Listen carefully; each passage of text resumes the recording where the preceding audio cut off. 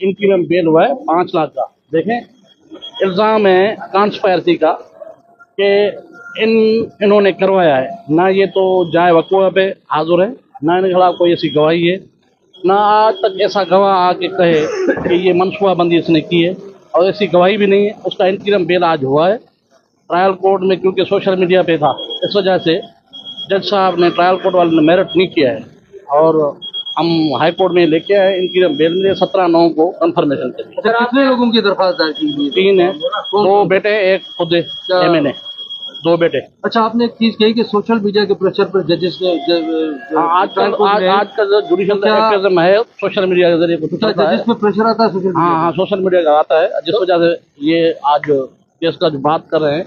आज तक कॉन्स्पायरेसी का केस में एक ही शहीद जुल्फकार भुट्टो साहब को फांसी हुई, उसके बाद आज तक ऐसा केस नहीं है कॉन्स्पायरेसी में किसी का बेल रद्द हो या किसी को सजा हो। आज तक कोई किताब ही नहीं बना है। मौलाना साहब, तव्हां चओ पिया त सोशल मीडिया ते ट्रायल कोर्ट जेको ज़मानत रद्द कई आहे, त पोइ हाई कोर्ट छा सोशल मीडिया हाई कोर्ट वॾो इदारो आहे ऐं हीअ कॉन्स्टिट्यूशन कोर्ट आहे, ऐं हिते जज साहब सोशल मीडिया ते जेके हाई कोर्ट जा उहे कॾहिं बि कोन कंदा आहिनि। ट्रायल कोर्ट जा नंढड़ा जज आहिनि, नंढड़ी दिलि वारा आहिनि, इन करे मेरिट न थी सघियो आहे।